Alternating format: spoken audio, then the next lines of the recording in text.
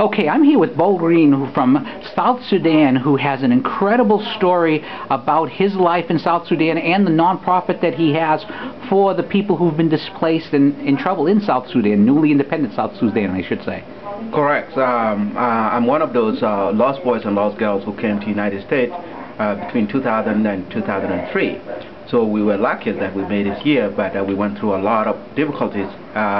My journey, it took me 3 months to walk a little bit over 1,000 miles from South Sudan to Ethiopia. About 1/3 of our population didn't make it. Some of us died during the way, being bitten by snake. Some of us didn't have food. Some of us got sick on the way. Some of us were taken by lion. So this is like the boat people in Vietnam. You were escaping at the time. Were you escaping the Civil War, or was it oppression? Or I know my friend Simon Deng had been enslaved in Sudan in years past. Correct. Those when we were running away from Arab government, attacking villages in South Sudan, Native African, killing Native African, for the pressure of just leave the country or just die. And it happened that we have to flee that time to run across South Sudan to another country called Ethiopia. We became refugees, and some of us who didn't make it were slaves. What happened to them, they were taken by Arab militia and Arab government and enslaved them. They work in the farm, they work for the rest of their life, they get tortured when they made a mistake, they don't get paid for any job that they do, but they get tortured for any wrongdoing. And it happened, one of those boys who came to Boston was a slave, and his eyes were taken off because he didn't do the job good. So he's one of us now, and he's blind.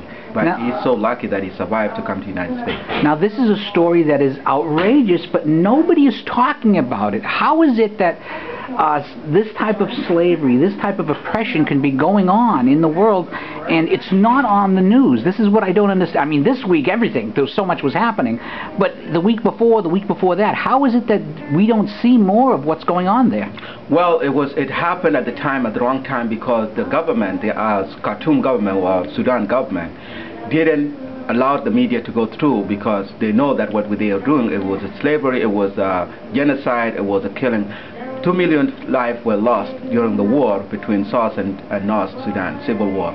And there was no media was allowed to go in, and there was no any other coverage. So people wouldn't know until we came to the United States to tell our story, what we went through and what was going on.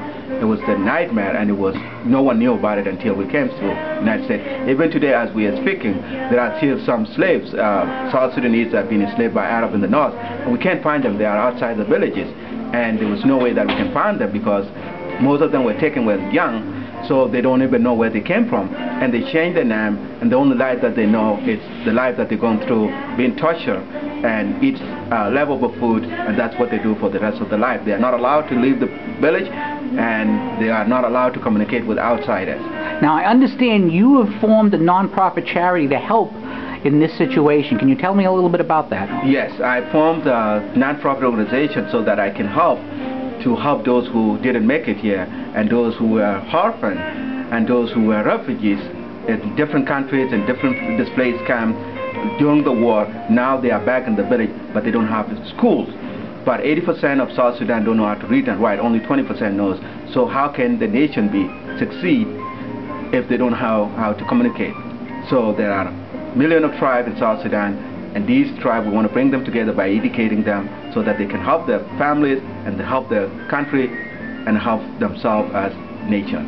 So education is the key, and now working with Village Help for South Sudan to build a school in my village for the first time. The closest school is 2 hours of walk. If we get a chance to build a school in the village, we can build another school. And that's through Village Help for South Sudan. You can help us. Village Help for South Sudan is the name of the charity? Correct. It's www.villagehelpforsouthsudan.org. Well, I want to thank you for taking some time. I know you were just on Fireside earlier, and you're doing God's work for yourself and for your fellow man and for your country, and I'm proud to be in the same room with you. It's my pleasure for interviewing me to tell my story to people that we didn't know what we went through, and I'm so glad that I'm doing a dream that I've been thinking of, to help those who didn't help that they need. So with your help, we will do it together. Thank you so much.